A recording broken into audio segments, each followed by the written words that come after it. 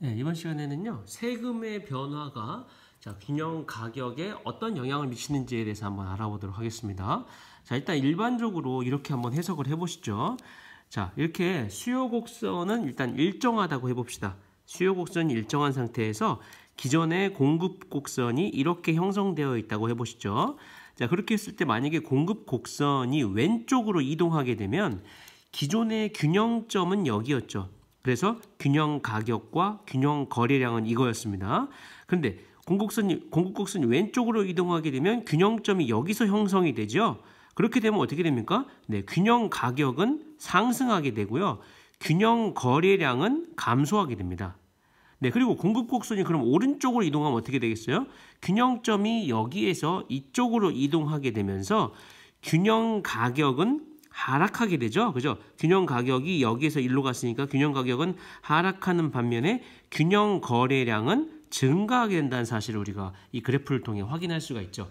자, 그러면 결국 공급 곡선에 변화가 생기게 되면 균형 가격과 균형 거래량의 변화가 생긴다는 거 알 수 있었네요.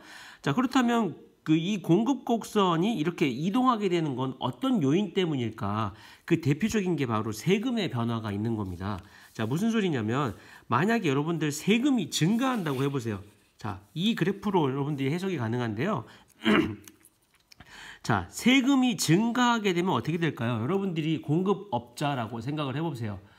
물건을 공급하는 사람들인데 세금이 증가하게 되면 그 물건을 만드는데 드는 비용이 증가하게 되는 효과가 발생하죠.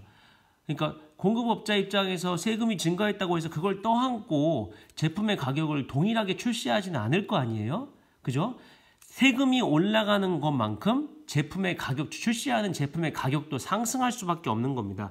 자, 그렇게 되면 결국 세금의 증가는 생산 비용의 증가와 같은 효과를 가져오게 되기 때문에 결국 생산업자 입장에서는요, 공급량을 줄일 수밖에 없어요. 세금이 증가하게 되면 같은 가격으로 기존의 공급량을 이 가격에 이만큼 공급을 하고 있었다면 이제는 그 가격에는 그만큼 공급을 못하는 거죠. 왜? 그만큼 생산 비용이 증가했으니까 생산 비용 증가에 따른 공급량은 줄어들 수밖에 없는 겁니다. 그렇기 때문에 세금이 증가하게 되면 공급 곡선이 왼쪽으로 이동하게 되는 것이죠. 그죠? 그 가격에는 이만큼 공급을 하던 것을 그 가격에 요만큼 공급할 수밖에 없는 거예요. 그 말은 생산 비용이 증가했기 때문에 공급량을 줄일 수밖에 없게 되는 현상이 발생하게 되는 거죠. 그렇게 되면 공급 곡선이 왼쪽으로 이동하면서 아까 위에서 얘기했던 균형 가격은 상승하게 되고 균형 거래량은 감소하게 되는 현상이 발생하게 되는 겁니다. 자, 반대로 이렇게 생각해 볼까요? 보세요. 세금이 감소했어요.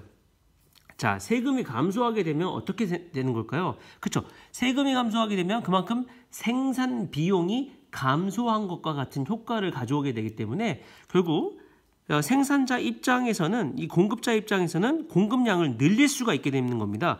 해당 가격에 기존에 이만큼 공급을 했다고 하면 이제 생산 비용이 줄어들었으니까 이 가격에 더 많이 공급할 수가 있게 되는 것이죠. 그렇게 되면 자연스럽게 어떻게 될까요? 공급 곡선 자체가 오른쪽으로 이동하는 효과를 가져올 수가 있게 되는 겁니다. 그렇게 되면 어떻게 됩니까? 이 균형점이 이 점에서 이 점으로 변화하게 되면서 균형 가격은 하락하게 되고 자연스럽게 균형 거래량은 증가하게 되는 효과를 가져온다는 겁니다. 그러니까 수요 함수가 일정하다는 가정하에 세금이 변화는 공급 곡선의 변화를 가져와서 결국 균형 가격과 균형 거래량의 변화를 가져오는 거구나. 이렇게 한 줄로 정리해 볼 수가 있겠네요. 자, 그러면 이런 문제 한번 풀어볼까요? 자, 공물프용품의 가격 P만 원에 대한 수요 함수는 이렇게 일정하다고 가정을 해봅시다. 그리고 공급 함수가 원래 이거였는데 물품 세율이 인상했다. 무슨 말입니까? 세금이 증가했다는 거죠. 골프용품에 대한 세금이 증가했다는 겁니다. 정부 방침에 따라서. 그래서 공급 함수가 이렇게 변화했다고 하는데 왜 이렇게 변화했을까요? 보면 CP는 동일한데 여기가 마이너스 100에서 마이너스 190이 됐네. 이건 무슨 의미일까?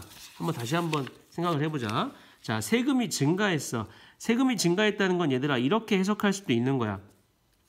세금이 증가했다는 것은 결국 생산 비용이 상승하는 효과를 가져왔기 때문에 이렇게 가격이 상승하는 효과가 일어나게 되는 거지. 그죠? 이렇게 해석해 볼 수도 있는 거지. 같은 수량에 대해서 이 수량을 공급하려면 아무래도 가격은 상승할 수밖에 없는 거야. 그렇게 되면 가격이 상승한다는 건 무슨 뜻일까? 이 그래프 자체가 이 P축의 양의 방향으로 평행 이동했구나. 이렇게 생각할 수도 있는 거지. 그지? 그렇게 되면 여기서 뭐야? 여기서는 지금 선생님이 해석을 해보자면 요 P, 기존에 있던 공급 함수가 P축으로 P 대신에 P-9만큼, 다시 말해서 P축 방향으로 9만큼 평행 이동, 안 보였나요? 네, 안 보였으면 얘기를 해야죠, 여러분들. 네, 그렇죠? 네, 그렇습니다. 그래서 P축 방향으로 9만큼 평행 이동한 거니까 보시면 부연 설명입니다. 자, 마이너스 100에다가 10에 P-9를 대입하게 되면 어떻게 됩니까? 그렇죠? 10P에다가 마이너스 90에다가 마이너스 100이니까 마이너스 190. 네, 그래서 이렇게 됐던 거죠. 네, 가격이 상승한 효과가 P축 방향으로의 평행이동으로도 설명이 가능해집니다. 자, 어쨌든 자, 수요함수가 이거였는데 공급함수가 이거에서 이걸로 변화했을 때 물품 세율이 인상하기 전과 후의 균형 가격과 균형 거래량의 변동을 설명해 보자는 거죠. 그러니까 인상 전에는 균형 가격이 어떻게 됐냐면 이 DP 이 함수와 이거 S1P 함수가 일치할 때 균형 가격과 균형 거래량이 형성이 됐다면은 인상 후에는 자, 이 수요 함수는 일정하다고 했는데 공급 함수가 이걸로 변화한 거죠. 그래서 SP2 자, 이 1차 방정식을 두 개를 풀어줬을 때 각각 균형 가격과 균형 거래량을 구할 수가 있는 것이죠. 그러니까 이거랑 같다. 이렇게 해서 지난 시간 했던 것처럼 1차 방정식을 풀어보자 그 소리입니다. 그렇게 되면 선생님이 계산해 보니까 여기서 P하고 거래량을 우리가 이제 S라고 이렇게 표현을 해볼까요? 자, 그렇게 되면 어떻게 됩니까? 여기서 계산해 보면요, 여기가 30이 나오고요, 여기가 200이 나와요, 200. 예, 그리고 여기 다시 여기 밑에 거를 계산해 보면요, 여기가 33이 나오고요, 그 다음에 거래량은 140이 나옵니다. 그러니까 어떻게 됐어요? 세금이 증가함으로 인해서 균형 가격은 30만 원에서 33만 원으로 증가하는 거 눈으로 확인이 가능하고요. 그럼으로 인해서 균형 거래량은 감소했다는 거 우리가 직접 200에서 140으로 감소했다는 거 확인이 가능하죠. 자, 공급 곡선이 왼쪽으로 이동함으로 인해서 벌어졌던 일이라고 해석할 수가 있겠네요. 좋습니다. 자, 그러면 한 가지만 더 해보고 마무리를 해봅시다. 자, 이제 여러분들 만약에 우리가 정부에서 제품의 생산자에게 세금이 부과됐을 경우에 실제로 여러분들이 세금이 이제 부과가 되면 그걸 생산자가 다 부담하는 것 같지만 실제로는 생산자와 소비자가 공동으로 세금을 부담하게 되는 겁니다. 자, 왜 그런지 설명을 한번 해봅시다. 예를 들어서 어느 휘발유의 가격 P1에 대한 수요 함수가 5,000-3P로 일정하다고 해봅시다. 그리고 공급 함수가 원래 SP, 그러니까 2P였다고 해보시죠. 그러니까 수요 함수가 이렇게 있었고 원래 공급 함수가 2P 이렇게 있었는데 여기서 그러니까 얘하고 얘가 같다고 이렇게 하면 균형 가격을 구할 수 있죠. 5,000-3P랑 2P가 가격이 같다고 하면 균형 가격은 원래 1,000원이었습니다. 근데 이때 정부가 휘발유 1리터당 100원의 세금을 부과했다고 해보시죠. 세금을 생산자에게 부과한다고 하면은 공급 곡선은 P축의 방향으로 100원만큼 이동하는 효과를 가져오게 됩니다. 그렇죠. 가격이 올라간 거죠. 가격이 올라갔으니까 이게 양의 방향이기 때문에 이 그래프가 위쪽으로 100만큼 평행 이동하게 되는 효과를 가져오게 되는 거니까 기존의 공급 곡선이 공급 함수가 2P였잖아요. 2P에다가 P축 방향으로 100만큼 평행 이동하니까 P-100을 P 대신에 대입을 해야 되는 겁니다. 그죠? 그렇게 되면 어떻게 됩니까? 이 P 자리에 P-100이 들어가서 2P-200이 되는 겁니다. 자, 그럼 그렇게 됐을 때 다시 균형 가격을 구해보고 싶은 거니까 이 수요 함수 요 식이랑 얘랑 같다. 5,000-3P랑 얘랑 같다. 이렇게 해서 계산을 해보면은 이 P가 1,040이 나온다는 게 확인이 가능해요. 무슨 소리입니까? 균형 가격이 1,000원에서 1,040원으로 상승을 한 것이죠. 자, 그러면 소비자 입장에서는 원래 1,000원에 사던 거를 1,040원에 사게 되는 거니까 소비자 입장에서 40원이 상승했으므로 물품세 100원에 대한 40원은 소비자가 부담하고 있는 셈이 되는 거고요. 나머지 60원을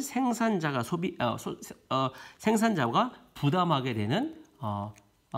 되는 것이죠. 그렇게 이렇게 해석이 가능한 것이죠. 그래서 세금이 생산자에게 부과되면 실제로 생산자가 다 내게 되는 것 같지만 우리가 그 제품 가격의 상승으로 인해서 소비자도 그 세금의 일부를 부담하게 되는 거고, 이게 40원, 이게 60원이었던 이유는 결국 이 그래프의 기울기에 따라서, 이 공급함수의 기울기에 따라서 달라지게 되겠죠. 그죠? 기울기가 완만하고 또 가파름에 따라서 이 소비자가 얼만큼 더 부담하고 생산자가 얼만큼 더 세금을 부담하게 되는지가 달라지게 될 수 있다는 것도 참고사항으로 말씀드리겠습니다.